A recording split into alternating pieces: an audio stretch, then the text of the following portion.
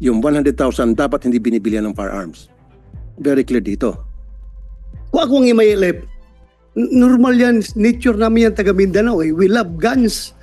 Mahilig kami sa baril, yung mga taga Mindanao. So, yes, more than our wife minsan. Kaya kung bigyan mo ko ng 100,000, wala ka na pakialam doon kung ibili ko yun ng firearms.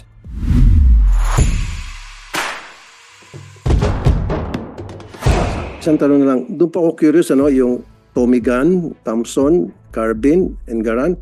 Meron pa bang ganun baril ng mga MILF? Alam ko. Sir, maliliit na porsyento po yung actually, sir. Maliliit na porsyento. Kasi baka naman po yan ay kung saan lang pinulot yan para makolekta ng 100,000. And then, what guarantee do we have na yung 100,000 na ibinigay natin, ibibilin ulit nilang panibagong baril?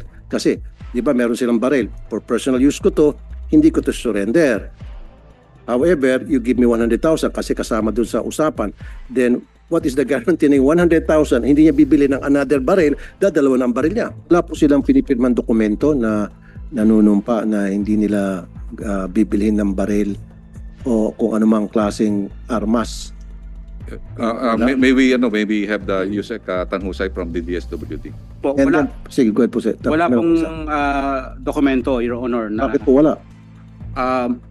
ang napagkasunduan po sa task. Kasi malaking pera po yan, 100,000 po yan. Buti sana kung 1,000 lang. Opo, ang naghihintay lamang po kami ng instructions kung anong ibibigay ng IDB o ng mga panels, kung ano pong ibibigay sa amin na gawin namin yun lamang po. Pero wala pong binibigay sa amin na assignment o role o dokumento na dapat itong ibibigay namin. Ang binigay lang ho sa amin tasking ng task force ay kunin ng kanilang mga personal data, ang kanilang ID, at papipirmahin po namin sila ng payroll at ng acknowledgement receipt na nagpapatunay na yung 100,000 ay natanggap na nila. Mr. Chair? Senator Boto? Yes, Mr. Chair, thank you.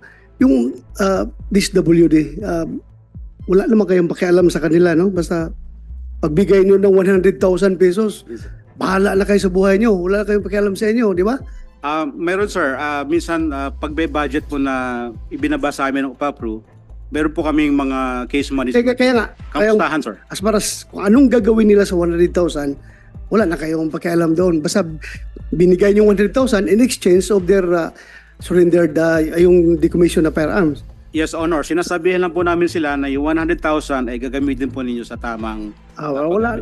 Ganun lang po. Okay lang yun. Guidelines lang yun. Pero ako naman, kung ako ang imailip, normal yan, nature namin yan taga Mindanao eh. We love guns. Mahilig kami sa baril, yung mga taga Mindanao. So, yes, more than our wife minsan. Kaya kung bigyan mo ko ng 100,000, wala ka na pakialam doon kung ibili ko yun ng firearms. Basta legal lang na firearms. Di ba? A Mindanaoan is have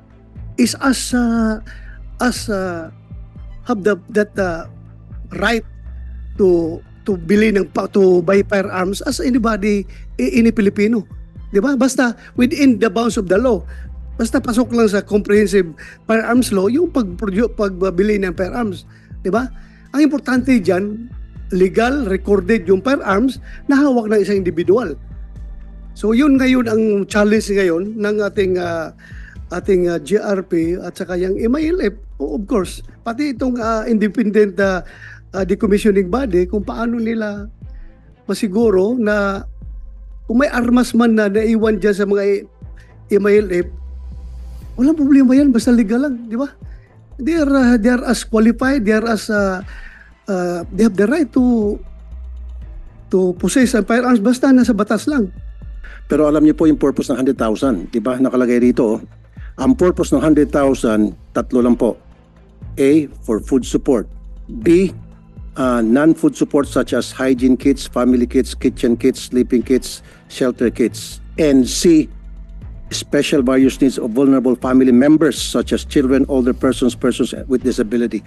Walang na-mention dito na firearms. So ibig sabihin, bawal ang firearms. Yung 100,000 dapat hindi binibilihan ng firearms. Very clear dito. Okay?